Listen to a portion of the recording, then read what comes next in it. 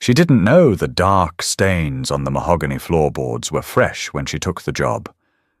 Nora was just a burnt-out palliative nurse drowning in debt, hired to care for a frail woman in a heavily guarded estate. She thought her biggest problem would be the grueling night shifts. She was wrong. Because the woman's son wasn't just a wealthy businessman. He was a ruthless cartel boss who owned the city's underground. And worse, he was watching her every move. The text message from the agency was vague. High-profile client, in-home palliative care, dementia experience required. Ironclad NDA. Pay is triple your current rate. Nora didn't care about the red flags. She cared about the eviction notice taped to her apartment door and the mounting pile of debt her ex-husband had left in her name. When you're broke enough, danger just looks like a paycheck. She drove her sputtering sedan up a winding private road in the hills. The rain was coming down in sheets, turning the world into a grey smear. At the top of the hill, wrought iron gates stood 20 feet high, flanked by stone pillars and security cameras that tracked her car's approach. A man in a dark raincoat stepped out of a guardhouse. He didn't ask for her name. He asked for her ID, scanned it with a device, and stared at her through the rain-streaked window. He wasn't a rent-a-cop. He had the thick neck and dead eyes of a man who broke things for a living. The gate swung open without a sound. The house was a sprawling, brutalist mansion of glass and black stone. It looked less like a home and more like a fortress. Nora parked, grabbed her duffel bag of scrubs, and walked to the front door. It opened before she could knock. "You're late," a voice said. It wasn't a butler. It was a man in his late 30s, leaning against the foyer wall. He wore a charcoal suit that probably cost more than Nora's car, but the tie was pulled loose, and the top 2 buttons of his shirt were undone. He held a crystal glass with 2 fingers. Amber liquid. No ice. The agency said 8 o'clock. Nora said, shaking the water from her umbrella. She didn't apologize. Apologies in her line of work usually meant someone had died. "It's 7:55. He stared at her. His eyes were dark, hollowed out by exhaustion but sharp. Calculating. He took a sip from his glass, his gaze dragging over her cheap rain jacket, her sensible scuffed clogs, and the dark circles under her own eyes. "Gabriel Gallo," he said, not offering his hand. "Nora. I know who you are, Nora. I know you owe $40,000 in back taxes. I know you got fired from St. Jude's for stealing oxycodone. I didn't steal it." Nora cut in, her voice flat. "A resident misplaced a sheet. I was the charge nurse. I took the fall. If you read the rest of the file you bought, you'd know the board cleared me." Gabriel didn't blink. He just swallowed the rest of his drink. "I don't care if you stole it. I care if you're going to steal from my mother. If you do, I won't call the medical board." He let the threat hang in the cold, cavernous space of the hallway. Nora felt a prickle of genuine fear at the base of her skull, but she pushed it down. She had handled combative patients, screaming relatives, and arrogant surgeons. A rich jerk with a god complex wasn't new. "I'm here to do a job, Mr. Gallo," she said, shifting her bag to her other shoulder. "I administer meds, I monitor vitals, and I keep her comfortable. That's it. Show me the patient." A muscle feathered in his jaw. For a second she thought he might throw her out into the rain. Instead, he turned on his heel. "Follow me." They walked down a long, dimly lit corridor. The house was dead quiet. No hum of a television, no clatter of dishes. Just the sound of Gabriel's leather shoes and Nora's rubber soles on the hardwood. He pushed open double oak doors at the end of the hall. The room inside was a jarring contrast to the rest of the house. It was painted a soft yellow. The air smelled of lavender and sterile rubbing alcohol. A hospital bed sat in the center of the room, flanked by expensive monitoring equipment. In the bed lay a woman who looked no larger than a child. Her white hair was thin, fanned out across the pillow. She was staring at the ceiling, her hands plucking aimlessly at the edge of the cashmere blanket. "Ma," Gabriel said. His voice changed. The coldness evaporated, replaced by a raw, bleeding kind of gentleness that caught Nora off guard. He stepped to the side of the bed and picked up the woman's frail, paper-thin hand. "Ma, look who's here." Rosa Gallo turned her head slowly.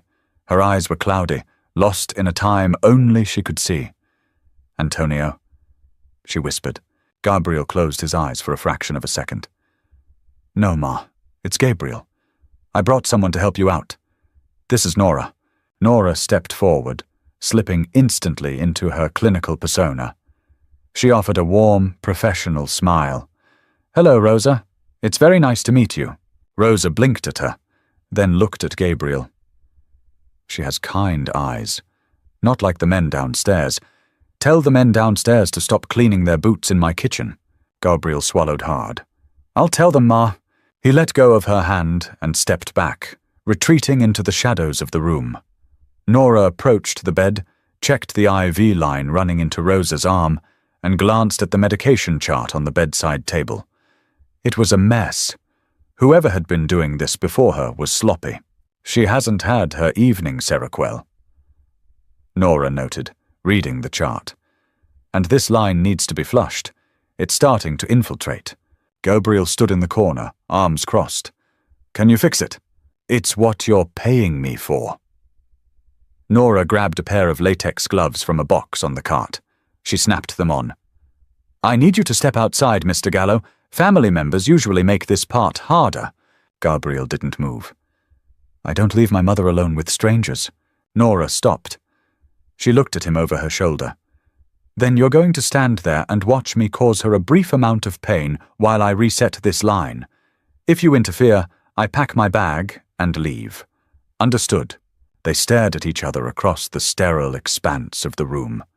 The air was thick, heavy with an unspoken power struggle. Gabriel Gallo wasn't a man who was told what to do.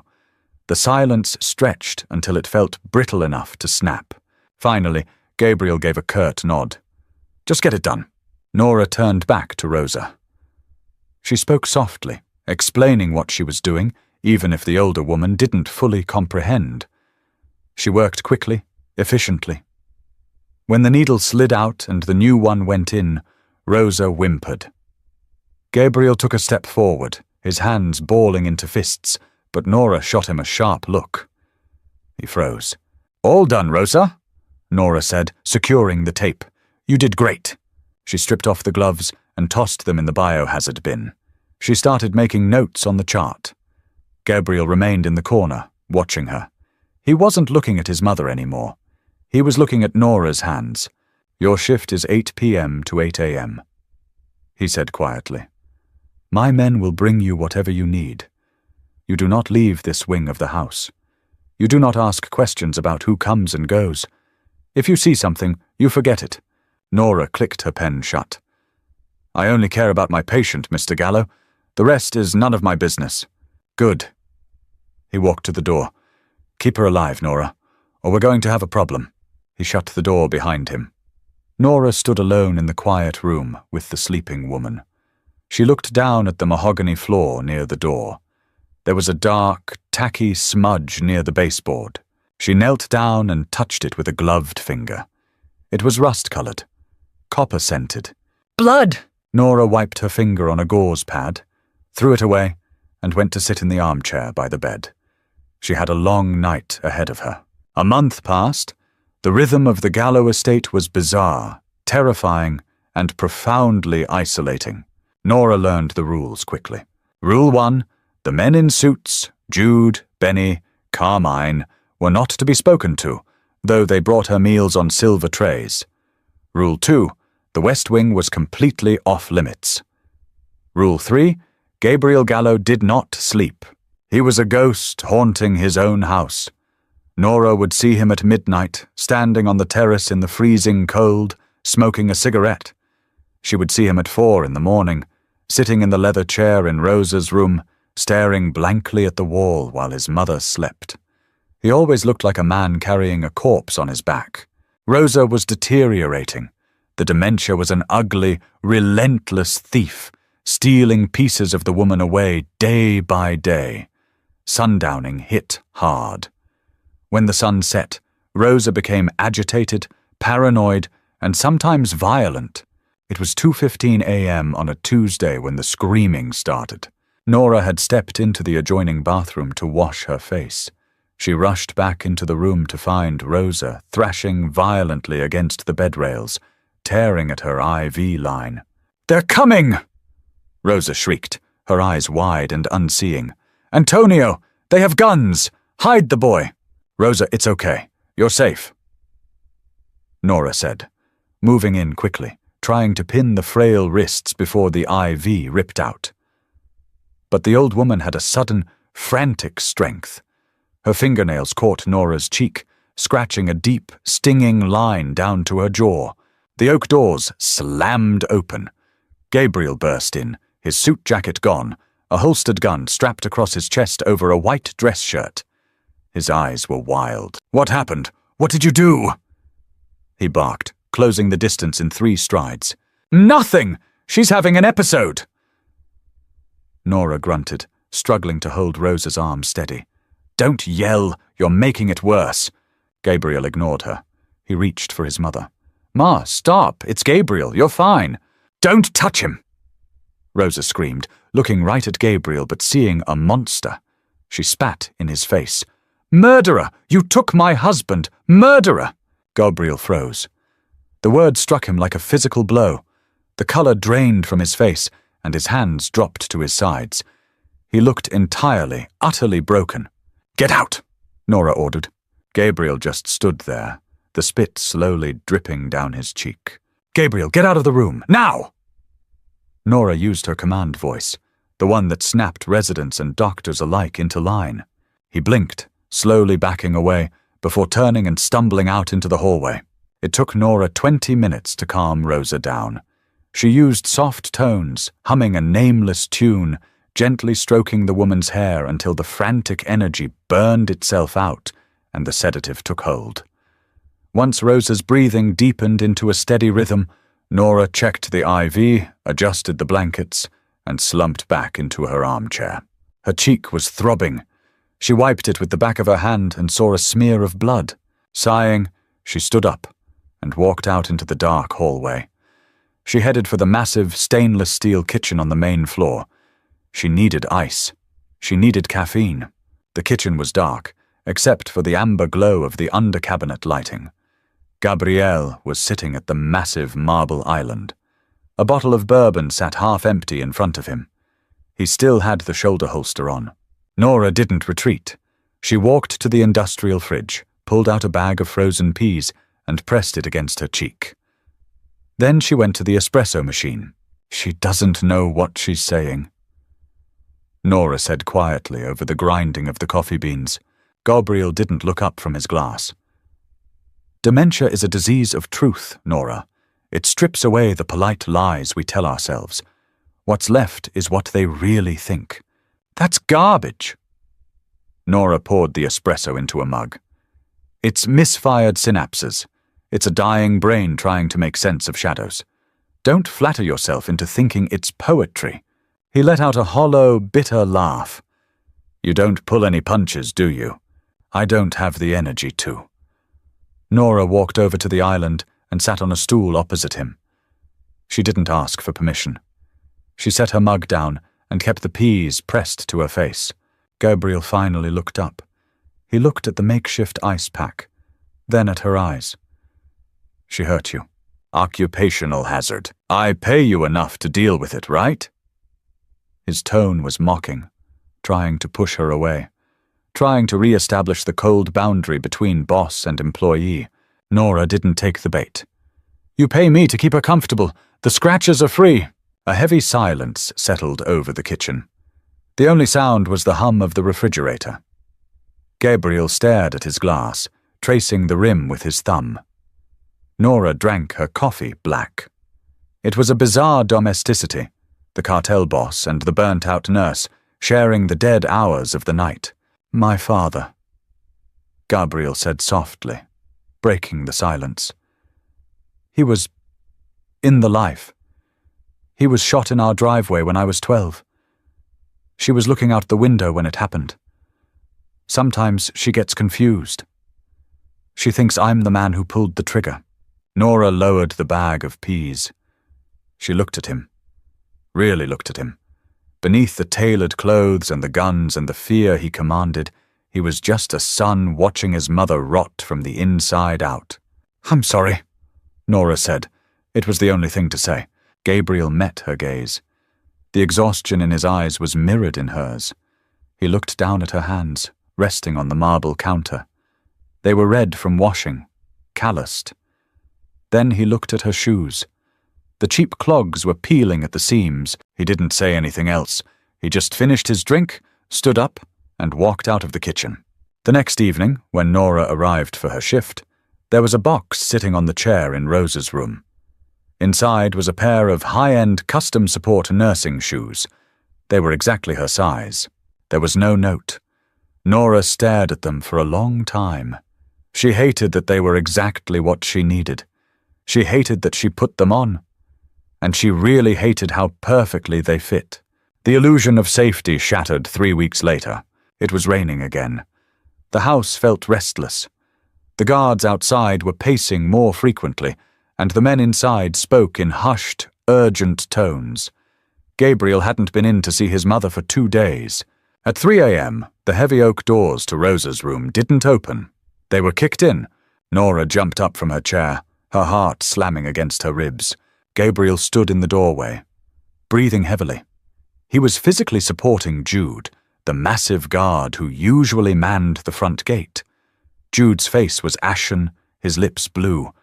His hands were clamped over his stomach, and dark, thick blood was pouring between his fingers, dripping onto the pristine floorboards.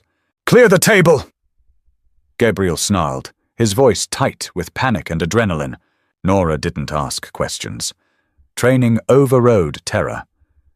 She swept the medication trays and water pitchers off the large exam table in the corner of the room. It crashed to the floor. Rosa, mercifully sedated, didn't even stir. Gabriel hauled Jude over and dropped him onto the table. The man let out a wet, rattling groan. "What happened?" Nora asked, snapping on 2 pairs of gloves. She grabbed her trauma shears and started cutting away Jude's blood-soaked shirt. "Drive-by. They hit the gate," Gabriel said. He pulled off his own jacket. His white shirt was smeared with crimson. "I need you to fix him." "Fix him?" Nora stared at the massive hole in Jude's abdomen. Blood was pulsing out in a steady, terrifying rhythm. "He needs a hospital, Gabriel. He needs a surgeon. It hit an artery." "He can't go to a hospital," Gabriel said, stepping closer. His voice dropped, turning cold and absolute. "If he goes to an ER, the cops get called. If the cops get called, this house gets raided. You fix him." "I'm a nurse, not a trauma surgeon," Nora yelled, pressing a massive stack of gauze into the wound. Jude screamed, his back arching off the table. "I don't have the tools, I don't have blood for a transfusion, and I don't have anesthesia. He is going to die on this table." Gabriel grabbed her by the shoulders. His hands were strong, desperate. "Nora, look at me." She snapped her head up, her eyes wide and terrified. "You are going to stop the bleeding," Gabriel said, his dark eyes boring into hers. "You are going to keep him alive until my private doctor gets here in 40 minutes. Do you understand me?" Nora looked at Jude. His eyes were rolling back. The pulse under her fingers was thready, racing like a terrified bird. She looked back at Gabriel. The sheer gravity of his presence pulled her out of her panic. "Get over here and put pressure on this," Nora ordered. Gabriel immediately moved to her side, pressing his large hands over hers, driving the gauze deep into the wound. "Harder," Nora snapped. "Lean your weight into it." She spun around to her medical cart. She grabbed saline bags, tearing them open with her teeth.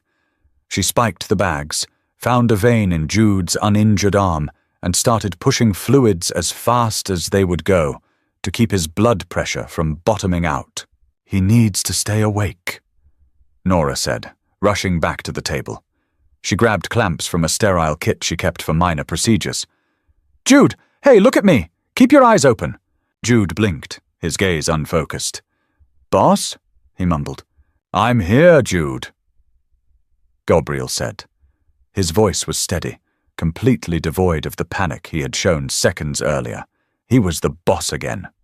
Absolute control. You're not dying today, understand? Nora pushed Gabriel's hands aside and dug into the wound with the clamps. The blood was slick, blinding her. She operated on pure instinct and anatomy recall. She felt the severed edge of a vessel. She clamped it. The geyser of blood slowed to a sluggish weep. Nora let out a ragged breath, her shoulders dropping. I got the bleeder.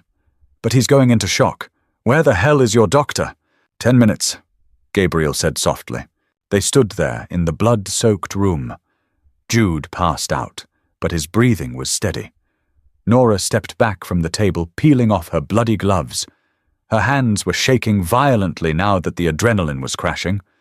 She walked over to the small sink in the corner and turned on the hot water. She scrubbed her hands with industrial soap, watching the pink foam spiral down the drain. Gabriel walked up behind her. He didn't say anything. He just reached out, turned on the cold water beside her hot, and started washing his own hands in the same sink. Their shoulders brushed. He smelled like gunpowder, copper, and expensive cologne. Your hands didn't shake. Gabriel said quietly, his voice a low rumble over the sound of the running water. Not until it was over. Hazard pay, Nora said, her voice hoarse. I want double hazard pay for this. Gabriel let out a sound that was half laugh, half sigh. He reached for a towel and handed it to her. As she took it, his fingers brushed hers. They lingered.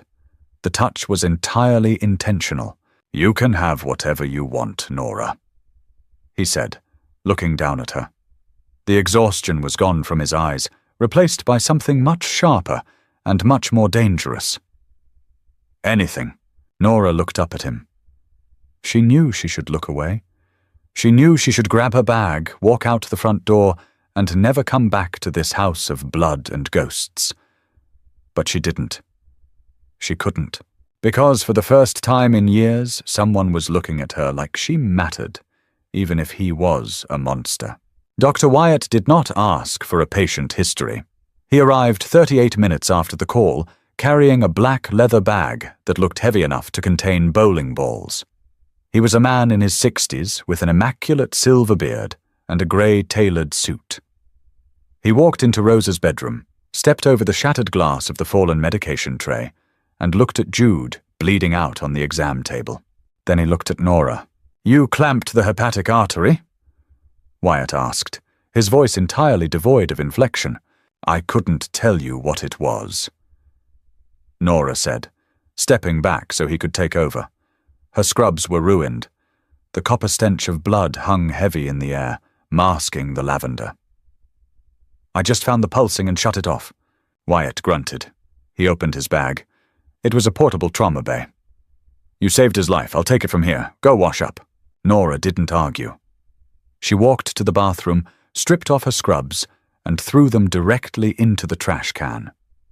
She stood under the scalding spray of the shower, watching the water turn pink, then clear, circling the drain. Her hands had finally stopped shaking, but her chest felt hollowed out, scraped clean by the adrenaline. When she stepped back out into the bedroom, wearing a spare set of scrubs she always kept in her locker, Jude was gone. The table had been wiped down with industrial bleach. Dr. Wyatt was nowhere to be seen. Only Gabriel remained. He was sitting in the armchair by his mother's bed. He had changed his shirt, a fresh, crisp white button-down. But the holster was still there. Jude? Nora asked, her voice raspy. Guest bedroom, Gabriel said, staring at his sleeping mother. Wyatt brought a nurse. He's stable. He'll live. Good. Nora started picking up the fallen medication bottles. Leave it, Gabriel commanded softly. The cleaning crew will handle it in the morning. Nora stopped, a bottle of heart medication in her hand. She placed it carefully on the nightstand. She looked at the clock. It was 5:15 a.m. Walk with me, Gabriel said. He stood up. It wasn't a request. Nora followed him out of the room. They didn't head toward the kitchen. Gabriel turned left at the grand staircase, walking toward the heavy, iron-reinforced doors that separated the main house from the west wing. The forbidden zone. He keyed a code into the keypad. The lock disengaged with a heavy mechanical clunk. He pushed the doors open and held one for her. Nora hesitated. Rule 2. The West Wing is completely off-limits. You crossed a line tonight, Nora, Gabriel said, watching her hesitation. His eyes were flat, unreadable. You saved one of my men. You saw the blood. You're already in. You might as well see the rest. She stepped through. The West Wing didn't look like a cartel hideout. It looked like a high-end corporate office.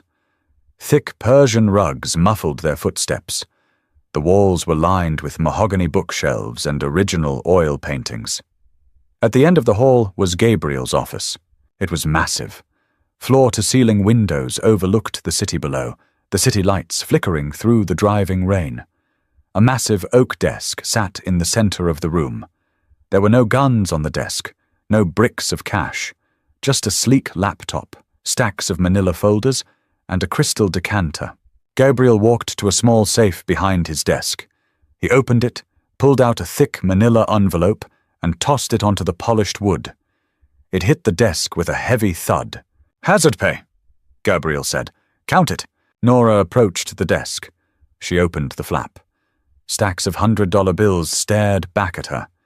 It had to be at least $20,000. Maybe more. "I can't take this," Nora said, dropping the envelope. "I get paid by the agency. The agency pays you a fraction of what you're worth, and you know it." Gabriel poured 2 glasses of scotch from the decanter.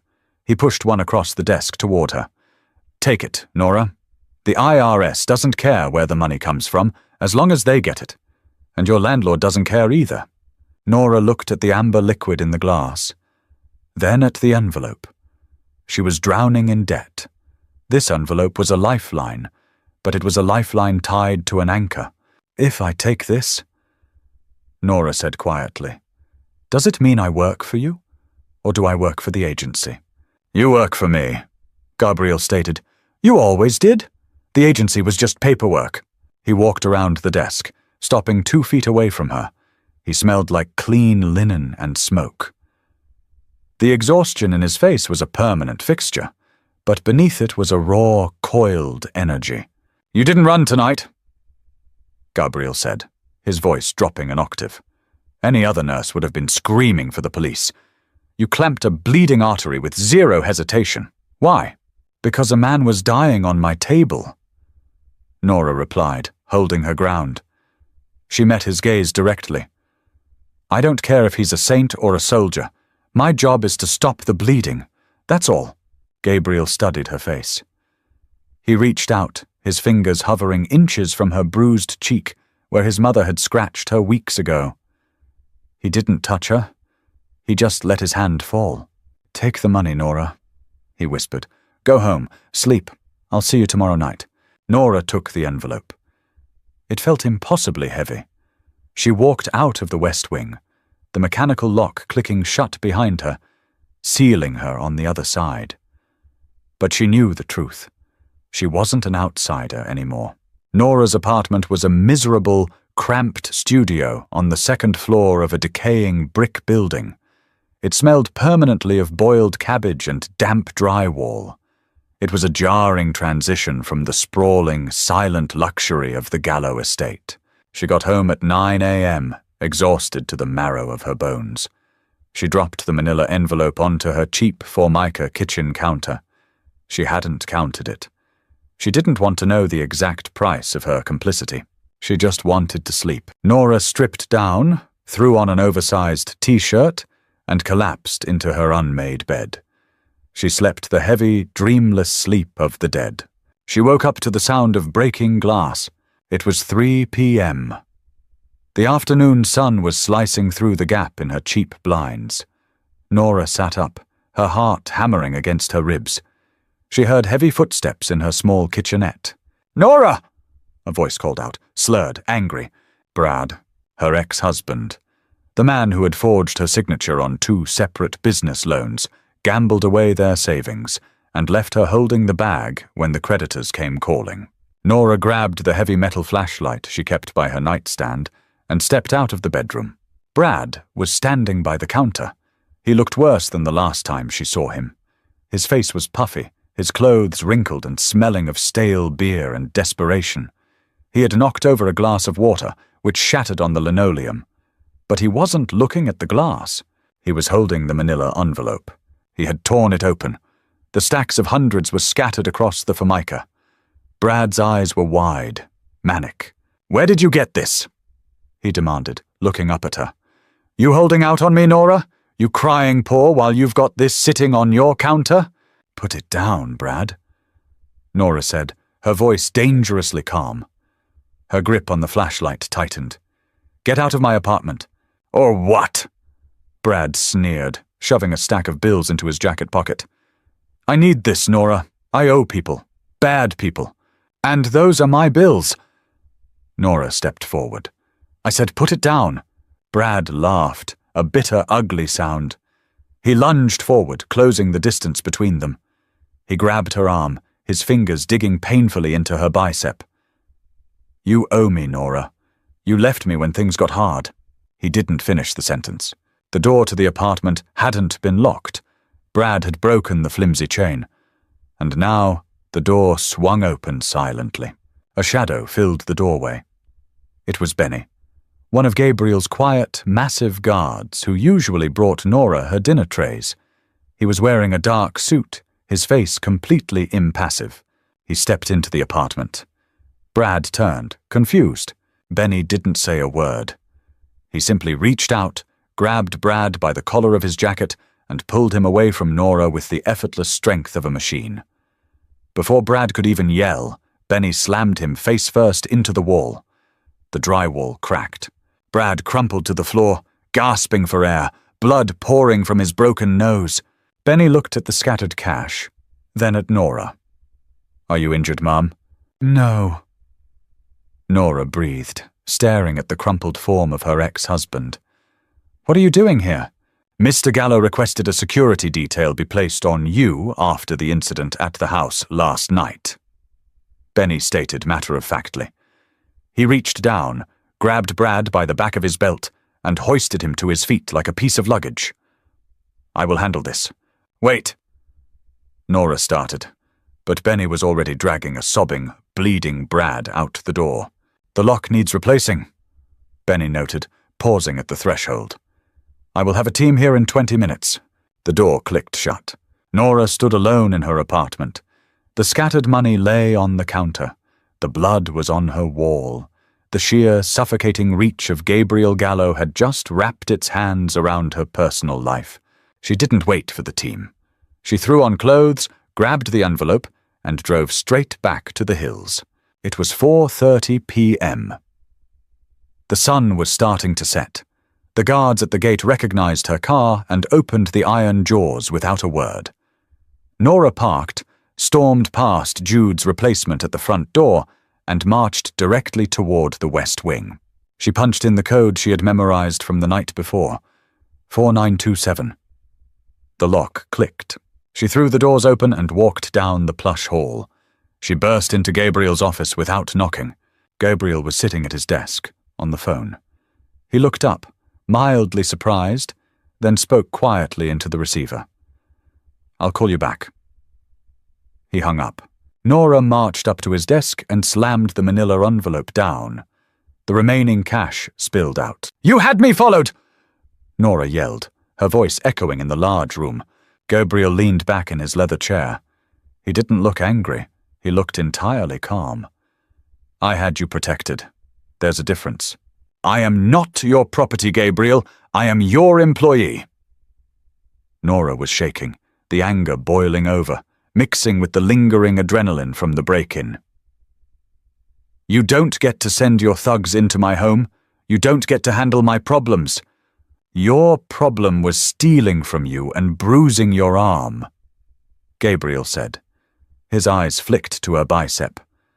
Nora looked down. There were already dark, purple finger marks blooming on her skin. Gabriel stood up. The calm vanished, replaced by a cold, terrifying intensity. He walked around the desk and stood in front of her. "You work for me, Nora.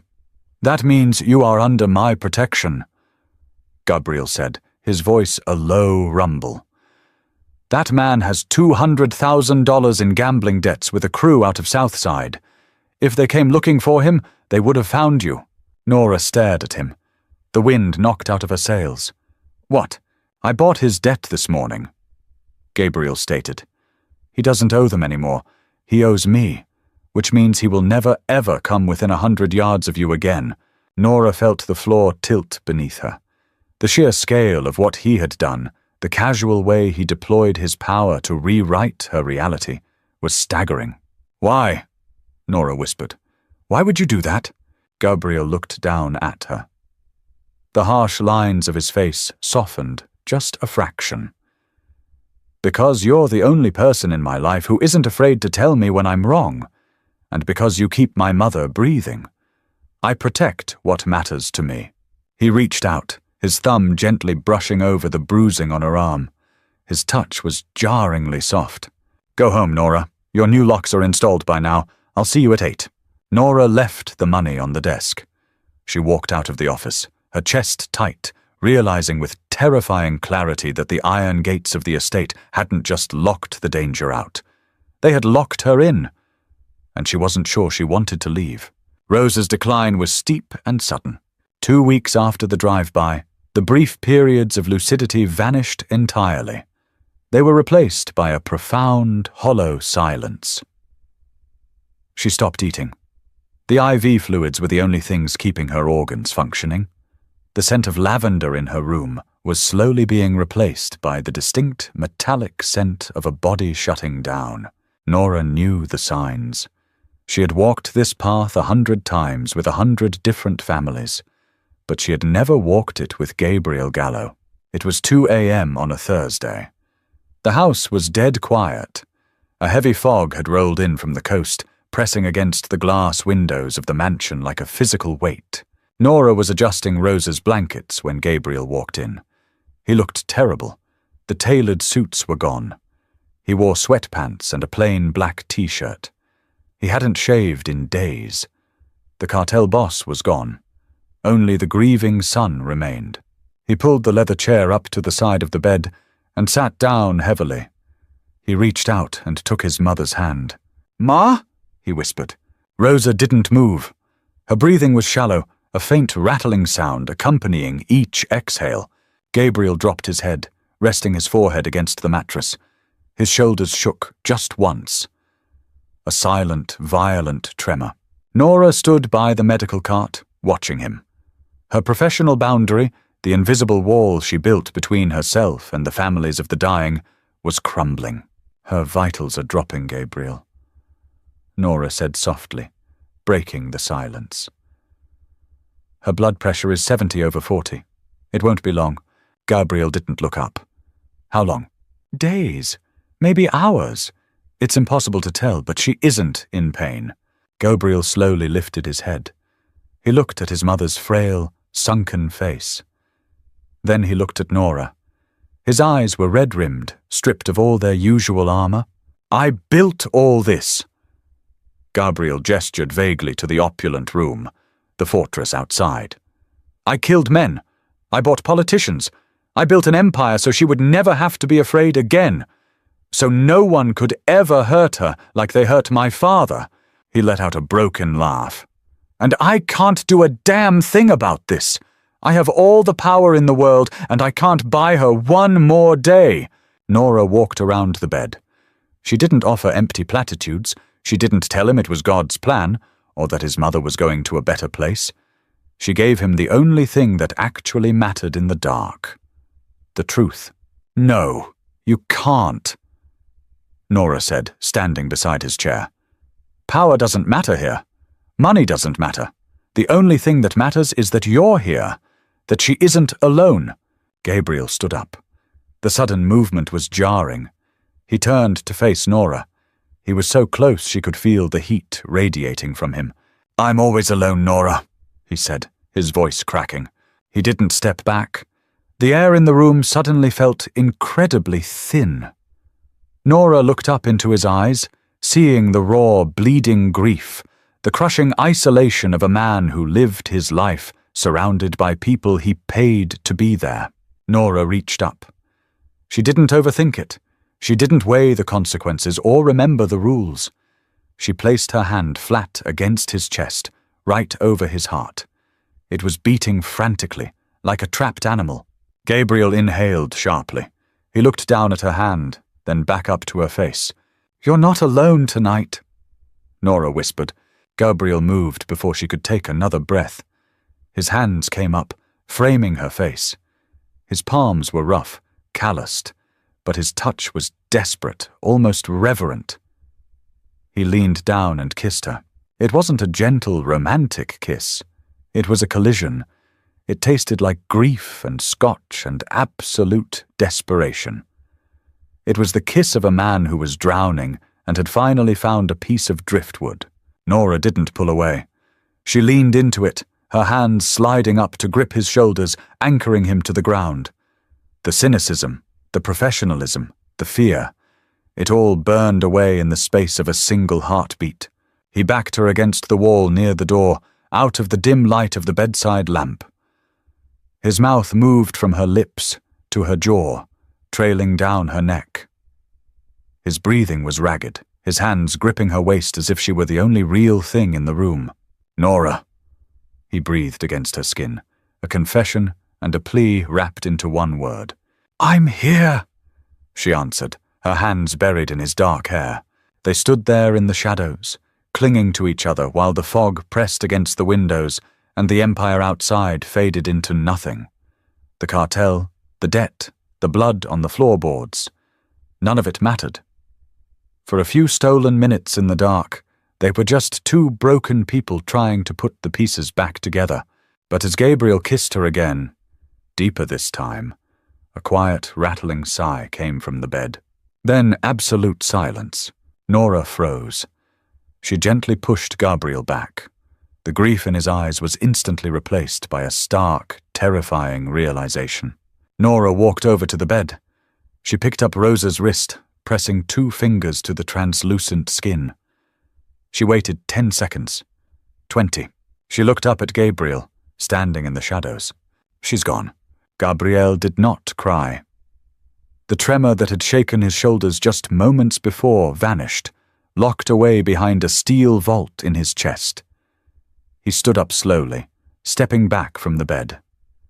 The vulnerable, desperate man who had just pinned Nora to the wall ceased to exist. The Don of the Gallo family took his place. "Call Wyatt," Gabriel said. His voice was flat, devoid of any human inflection. He didn't look at his mother's body. He looked at the wall above the headboard. "Tell him it's done." Nora stood frozen for a second, her lips still tingling, her pulse still hammering a frantic rhythm. The whiplash of his emotional withdrawal was violent. She nodded, stepping back into her clinical persona like slipping on a heavy lead apron. By 3 a.m. the house was swarming. Men in dark suits moved with quiet, practiced efficiency. There were no sirens, no flashing ambulance lights. Dr. Wyatt arrived, signed the death certificate with a gold-plated pen, and handed it to a man Nora had never seen before. A private mortuary team wheeled a discreet silver gurney down the hall. Nora stood in the corner of the room, holding her medical bag. Her job was over. The patient was gone. Gabriel stood in the doorway, watching the morticians zip the black bag closed. He hadn't looked at Nora since he stepped away from the wall. He was smoking a cigarette right there in the hallway, the ash falling onto the pristine mahogany floorboards. When the gurney rolled past him, he didn't move to touch it. He just took another drag. "Mr. Gallo," Nora said quietly, walking over to him. "I've logged her final medications. The agency will send the closing paperwork tomorrow." Gabriel exhaled a long plume of smoke. He finally looked at her. His eyes were completely dead. They were the eyes of a shark cruising through deep water. "Jude will escort you to your car." Gabriel said. He reached into the inside pocket of his jacket and pulled out a thick, sealed envelope. He held it out. Your final pay, plus the bonus. Nora looked at the envelope. It was exactly like the one he had given her for saving Jude's life. A transaction. A severance. Gabriel, she started, her voice dropping. She reached out, wanting to touch his arm, wanting to find the man who had kissed her in the dark. He stepped back. The movement was small, but it felt like a door slamming in her face. Thank you for your service, Nora. Do not come back to this house. He turned on his heel and walked away, disappearing into the shadows of the West Wing. Nora stood alone in the hallway. Jude, pale but standing upright, appeared a few moments later. He gestured toward the front door. I'll walk you out, Ma'am. Nora drove down the winding hill in silence. The fog was thick, swallowing the rear-view mirror. She threw the envelope onto the passenger seat. She didn't cry.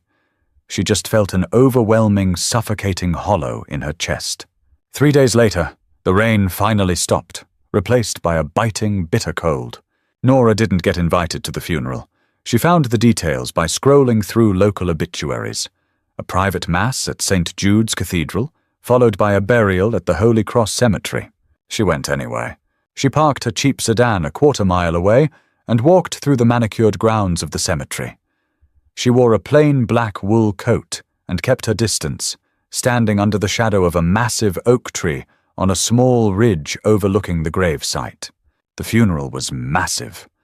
A fleet of black SUVs lined the narrow cemetery roads. There were easily 200 people standing around the open grave. Politicians, police captains, and men with thick necks and tailored suits. Gabriel stood at the front. He wore a heavy black overcoat. He looked like carved granite. From her vantage point, Nora watched the proceedings. The priest spoke. The casket was lowered. The crowd began to disperse, offering hushed condolences to Gabriel, kissing his cheek, shaking his hand. He received them all with the same chilling, empty grace. Then the crowd parted. A man approached Gabriel. He was older, walking with a silver-tipped cane. He wore a camel-hair coat. Even from a distance, Nora could feel the sudden, violent tension snap into the air. Gabriel's guards, Benny, Jude, and a dozen others, shifted, their hands subtly moving toward their waistbands. The older man stopped in front of Gabriel. He smiled. It was an ugly, sharp thing. He patted Gabriel on the shoulder, leaned in, and whispered something in his ear. Gabriel didn't flinch. He just stared the man down. The older man chuckled, turned, and walked back to his car. Nora didn't know who the man was, but she knew what he represented. The ceasefire was over. Rosa Gallo was in the ground, and the wolves were circling. As the last of the cars began to pull away, Gabriel stood alone by the grave. He picked up a handful of dirt. He tossed it onto the mahogany casket. Then he turned around. He looked directly up at the oak tree, directly at Nora. He knew she was there. He had always known. They stared at each other across 200 yards of frost-covered grass. Nora waited for him to gesture, to nod, to give her any sign that she should walk down that hill and stand beside him. Gabriel turned his back, got into his armored SUV, and drove away. The agency fired her the next morning. Breach of contract? The director said, sliding a piece of paper across her desk. The Gallo family paid out your contract in full, plus a massive non-disclosure settlement. But they requested you be removed from the active roster, effective immediately. Nora signed the paper without reading it. She walked out of the agency and into the grey afternoon. She had money now. The envelope Gabriel had given her that night, combined with the settlement, was enough to pay off Brad's remaining debts, cover her back taxes, and buy a house in the suburbs in cash. She was free. It felt like a prison sentence. She spent the next week packing up her apartment. She bought a one-way ticket to Seattle, a fresh start. The boxes were stacked by the door. The flight was at 6 a.m. the next day. It was 9 p.m. when she realized she was out of packing tape. Nora threw on a jacket and walked down the stairwell of her decaying apartment building. The streetlights outside were flickering, casting long, jaundiced shadows across the wet pavement. The corner bodega was only 2 blocks away. She made it exactly 1 block. A black panel van slid to a stop at the curb, its tires hissing against the wet asphalt. The side door slid open before the vehicle even fully stopped. 2 men jumped out. They didn't wear suits. They wore dark hoodies, jeans, and heavy boots. Nora's instincts flared. She didn't scream. She pivoted, digging her boots into the pavement, and bolted toward the alleyway to her left. She was fast, but they were prepared. A 3rd man stepped out from the shadows of the alley, blocking her path. He grabbed her by the front of her jacket. "Easy, nurse," he grunted, slamming her backward into the brick wall of the building. The breath left her lungs in a violent rush. Nora didn't panic. Her mind went clinically cold, the same way it did when a patient crashed. She looked at the man holding her. He had a jagged scar running up the side of his neck. She drove her knee upward, aiming for his groin. She connected. The man hissed, his grip loosening just enough. Nora twisted, bringing her elbow down hard on the bridge of his nose. Cartilage crunched. Blood sprayed across her jacket. She broke free, taking 3 steps toward the street. But the other 2 men were already there. Something heavy and blunt struck the back of her skull. The world flashed blindingly white, then pitched into a sickening, spinning darkness. Her knees buckled. She felt hands grab her by the arms, dragging her across the concrete. She was shoved onto the metal floorboard of the van. The doors slammed shut. The engine roared. Nora blinked, trying to clear the blood and double vision from her eyes. Her head was screaming. She was lying on her side in the dark. The van smelled of stale cigarette smoke, damp metal, and sweat. "Tie her hands!" a voice from the front passenger seat barked. It was the man she had hit. He sounded nasally, choked with blood. "Check her for trackers." Hands rolled her over. Someone pulled her arms behind her back, wrapping thick, biting zip ties around her wrists. "You're making a mistake," Nora gasped out, tasting copper. "Shut up," the man tying her said, checking her pockets. He threw her phone onto the floor and crushed it under his boot. "The boss wants Gallo. Gallo wants you. Simple math." The older man at the funeral with the cane. The realization hit her like a bucket of ice water. Gabriel had paid off her ex-husband's debt from the Southside crew, but he hadn't erased her from the board. He had just highlighted her value. The van took a hard left, throwing Nora against the metal wall. They were moving fast. "Call him," the scarred man said. "Tell him we have the nurse. Tell him to meet us at the rail yard, alone, or we start mailing him her fingers." Nora closed her eyes. "He won't come," she thought. "He walked away. He shut me out." The sound of shattering glass interrupted her thoughts. It wasn't a window. It was the entire back windshield of the van caving in. A heavy, deafening metallic crunch followed.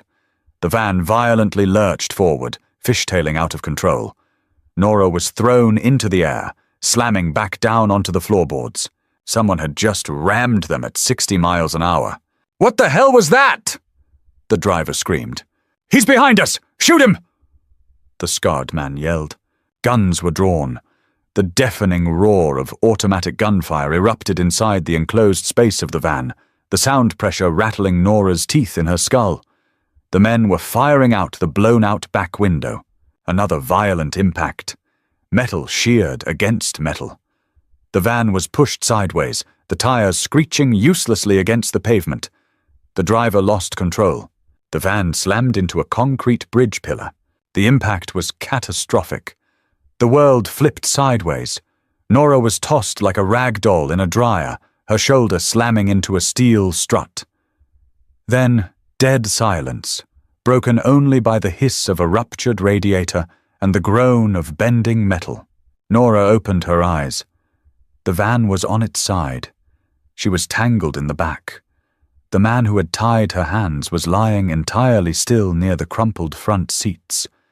The scarred man was groaning, trying to drag himself out of the passenger window. Footsteps crunched on the broken glass outside. Slow, methodical. A shadow fell over the passenger side. A hand reached in, grabbed the scarred man by the hood of his sweatshirt, and hauled him out through the broken window. "Where is she?" a voice demanded. It was a voice that belonged to the devil himself. "She's in the back! She's alive!" The scarred man screamed, sobbing. 2 suppressed gunshots coughed into the night. The scarred man stopped screaming. The back doors of the van were wrenched open. The metal screamed in protest. Gabriel stood there. He wasn't wearing a suit. He was wearing tactical gear, a black plate carrier over a dark sweater. He had a suppressed pistol in his right hand. His face was splattered with blood that wasn't his own. His eyes were wide, feral, and utterly terrifying. He saw Nora lying on the floorboard. He dropped the gun. It hit the pavement with a clatter. He crawled into the wreckage, uncaring of the jagged glass ripping at his clothes. He reached her, grabbing her shoulders, pulling her up against his chest. "Nora! Nora, look at me!" he commanded, his voice shaking violently. She blinked up at him. She couldn't feel her hands. Her head was bleeding, but she saw his face. The armor was gone. The Don was gone. It was just Gabriel, and he was terrified. He pulled a knife from his belt and sliced through the zip ties on her wrists. He ran his hands over her arms, her neck, checking for bullet holes. "I'm okay," she whispered, her voice raspy. "I'm okay." He let out a ragged, broken sound. He pulled her flush against his chest, burying his face in her neck, holding her so tightly she could barely breathe. "I thought I lost you," he breathed against her skin. "I thought they got you." "You told me not to come back," Nora said, leaning her heavy head against his shoulder. "I lied." Gabriel whispered. He scooped her up in his arms, carrying her out of the wrecked van and into the freezing night air. "I've been parked outside your apartment every night since she died. I just couldn't let you see me." He carried her toward a massive, dented black SUV parked sideways across the street. Benny was standing by the driver's side, holding an assault rifle, scanning the empty street. Gabriel put her in the passenger seat. He didn't let go of her hand. The safe house was a windowless, concrete basement beneath a warehouse on the docks. It was cold, smelling of salt water and old dust. Nora sat on a metal folding chair under a harsh fluorescent bulb. She had a butterfly bandage over the cut on her hairline and a massive bruise blossoming on her cheekbone. Gabriel sat on a crate opposite her. He had taken off the tactical vest. His black sweater was torn at the shoulder, revealing a nasty, jagged gash from the van's shattered windshield. He was bleeding sluggishly, but he refused to let her look at it until he was sure she didn't have a concussion. "I'm fine, Gabriel," Nora said for the 4th time. She reached into the first aid kit Benny had brought them. She pulled out a needle, thread, and a bottle of iodine. "Take the sweater off." Gabriel stared at her. He slowly pulled the sweater over his head, wincing as the fabric pulled against the wound. His chest was covered in old scars, knife wounds, burn marks, the roadmap of a violent life. Nora stood up, moved between his knees, and started cleaning the cut on his shoulder with an iodine-soaked gauze pad. He hissed at the sting, his hands gripping her hips to steady himself. "The man with the cane," Nora said quietly, threading the needle. "Who is he?" "Sal Marcano," Gabriel said, looking at her collarbone. "He runs the ports. He thought with my mother gone, I'd be distracted. Weak. He thought he could leverage you to get me to hand over the distribution lines. Leverage me?" Nora paused, the needle hovering over his skin. "How did he know about me?" "Because you're the only civilian I've ever brought into my house," Gabriel said. He finally looked up into her eyes. "Because when I walked away from her grave, I looked at you instead of him. They see everything, Nora. They saw a crack in the armor." Nora pushed the needle through his skin. He didn't flinch. She pulled the suture tight. "So what happens now?" she asked, tying off the first stitch. "Marcano is dead," Gabriel said. The words were delivered with chilling casualness. "Benny and Jude are handling his lieutenants tonight. By tomorrow morning, the Southside crew won't exist. There will be no retaliation." Nora kept stitching. She didn't ask how they were handling it. She didn't want to know the mechanics of the slaughter happening above them in the city. "And me?" she asked. Gabriel's grip on her hips tightened. I have a plane waiting at a private airstrip. A new passport. The name is completely clean. There is $3 million in an offshore account tied to it. You get on the plane, you go to Switzerland, and you never look back. Nora stopped. She looked down at him. You're sending me away. I am saving your life! Gabriel's voice cracked, rising in volume. He let go of her hips and ran his bloody hands over his face. Look at what happened tonight, Nora. They put you in a van. They were going to butcher you to get to me. I bring death to everything I touch. My father, my mother, and now you. Your mother died of dementia, Gabriel. Nora snapped, her voice hard. You didn't kill her. You kept her safe. I can't keep you safe! He yelled, standing up. He paced away from her, the shadows of the basement clinging to him. I am a monster, Nora. Do you understand that? I just executed 2 men in the street and I didn't feel a damn thing. I am exactly what my mother thought I was. Nora stood by the metal chair. She looked at the blood on her hands. Gabriel's blood. The blood of the men in the van. I know what you are, Nora said quietly. Gabriel stopped pacing. He looked at her, his chest heaving. I knew what you were the day I walked into that house. Nora continued, stepping toward him. I saw the blood on the floorboards. I clamped Jude's artery. I knew exactly whose money I was taking. Don't insult my intelligence by pretending I'm some naive girl who needs to be rescued from the big bad wolf. She closed the distance between them. She didn't flinch from his violent energy. She stepped right into it.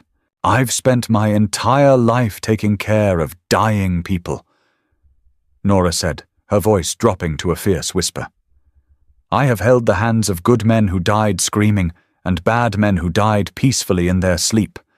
The universe doesn't care if you're good or bad, Gabriel. It just cares who is left standing at the end. She reached up, placing her hands on his bare, scarred chest. I don't want the passport, Nora said. I don't want the money.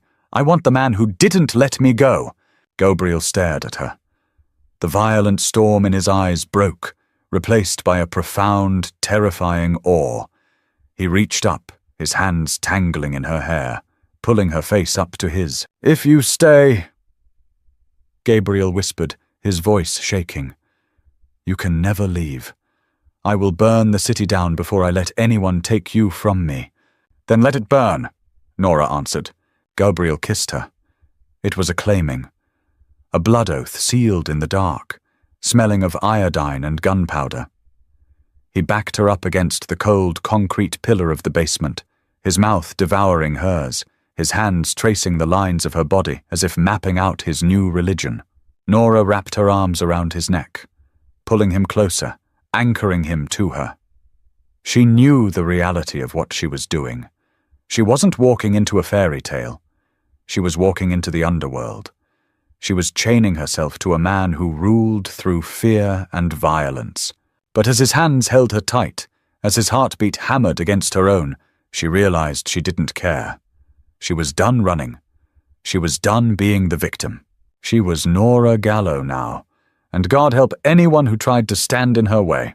Nora made her choice, trading her quiet life for the dangerous, intoxicating world of Gabriel Gallo. Did she make the right call, or did she just seal her own fate in the criminal underworld? If you loved this dark, gripping mafia romance, hit that like button and share it with a friend who loves intense, grounded storytelling. What do you think happens next now that Nora is fully in the life? Drop a comment down below with your thoughts. And don't forget to subscribe to the channel for more original, thrilling audio stories. See you in the next one.